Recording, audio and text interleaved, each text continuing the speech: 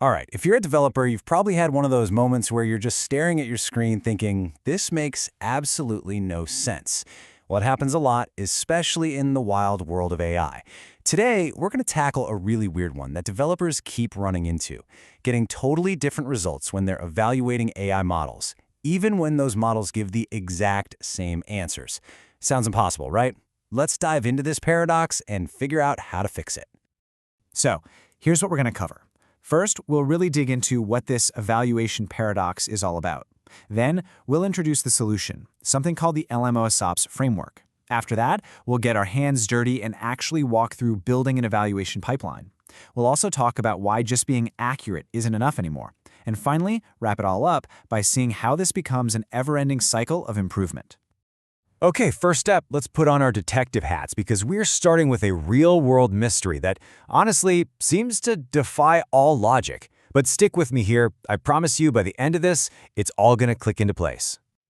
So let me just ask you this question, and it's one that actually popped up on Stack Overflow not too long ago. Is it even possible for two different AI models to spit out answers that are, character for character completely identical, but then get totally different scores for things like coherence or relevance?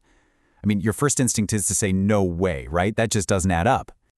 Well, believe it or not, the answer is yes. It absolutely can happen. And what you're seeing here are the actual metrics from that developer's problem. You've got Model 1 scores on the left, Model 2's on the right, and remember, the answers they produced were identical. But just look at those scores. They're all over the place. Now, this isn't some random bug. It's a huge clue that points to a much bigger problem. When your testing environment isn't locked down and perfectly controlled, you get these crazy inconsistent results. So how do we fix this? How do we get rid of that inconsistency? Well, you need a system. You need a proper framework that brings quality, control, and automation to the whole process. And in the AI world, that system has a name, LLMOps, or you might hear it called GenAI Ops. So what is LLOps really? You can think of it as a set of best practices for managing the entire life of a generative AI app.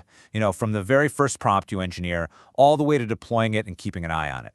It basically takes all the discipline and automation we know from DevOps and applies it to the kind of chaotic, experimental world of LLMs. It brings much-needed order to the chaos. And this loop right here is the perfect picture of what we're talking about. It's not a straight line where you just build something and you're done. No. LLMOps is all about this continuous, automated cycle. You experiment, you deploy, you monitor. And then, and this is the key part, everything you learn from that monitoring phase feeds right back into the next round of experiments. It's a system built from the ground up to constantly learn and get better. All right, so theory is great, but let's get practical. How do we actually build this thing? How do we create that automated evaluation pipeline that's going to solve our paradox for good? Well, every single machine learning project, no matter what it is, starts with one thing: data.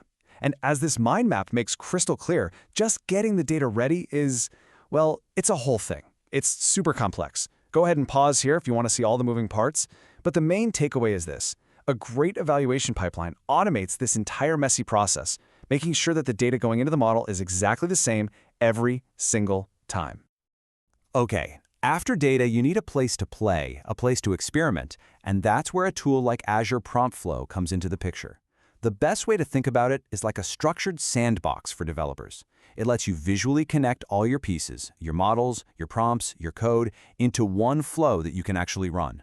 This is huge because it lets you test out different prompts systematically and, most importantly, check how they perform at a massive scale, all within a perfectly controlled environment.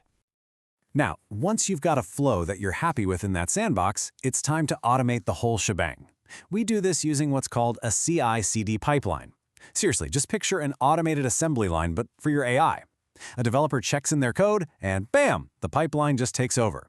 It automatically grabs the latest data, generates all the responses, calculates all the metrics, and benchmarks the accuracy.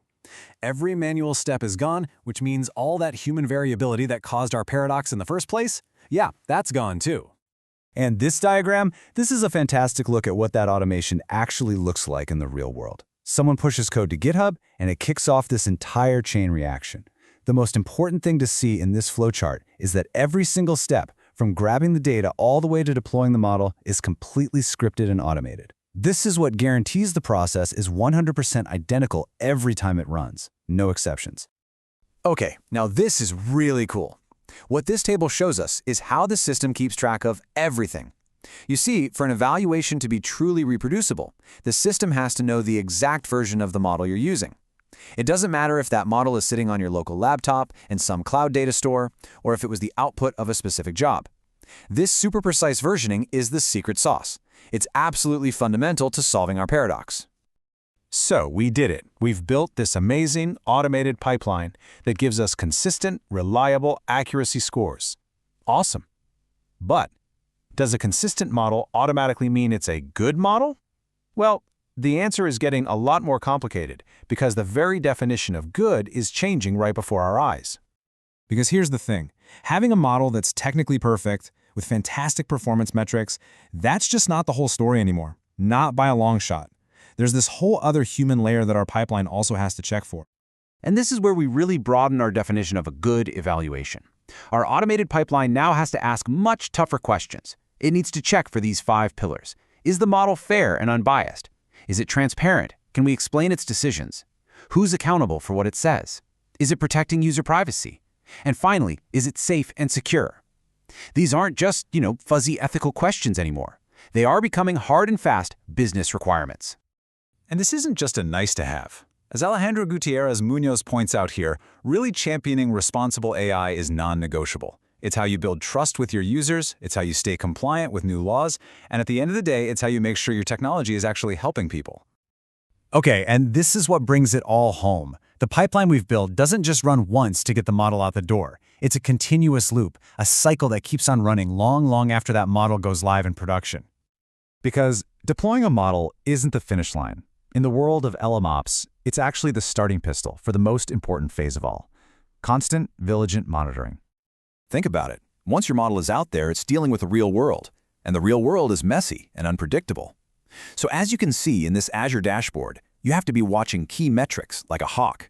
Is the data coming in starting to look weird compared to what you trained it on? That's called data drift. What about response times or error rates? These are things you have to be tracking constantly, in real time. And a truly great system doesn't just show you a bunch of charts. It takes action. When one of those metrics crosses a line you've set, maybe latency spikes or accuracy takes a dive, the system can automatically fire off an alert, just like what's being set up here. This makes sure that a human gets notified to check it out, hopefully long before any real users are ever affected. So let's circle all the way back to that mystery we started with. Why did those identical answers get completely different scores? We can now say with 100% certainty why that happened. It was a lack of a controlled, repeatable process. A solid evaluation pipeline, the kind we've been talking about, solves this paradox. It guarantees a consistent environment. It automates away all the human quirks and variability. It tracks every single thing so it's perfectly reproducible. And it looks beyond just accuracy to check for critical things like fairness and safety.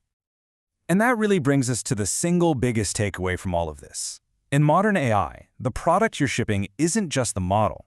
The model is just one part of a much bigger machine. The real product is the entire system, the automated, monitored, and governed system that lets that model do its job reliably and responsibly out in the wild. Which of course leaves us with one last kind of mind-bending thought. We've just spent all this time designing an incredible system to evaluate our AI. But as these AI systems get more and more powerful, more and more autonomous, who evaluates the evaluators? That's a question we're all going to have to start thinking about as this technology continues to explode. Something to chew on. Thanks so much for joining me.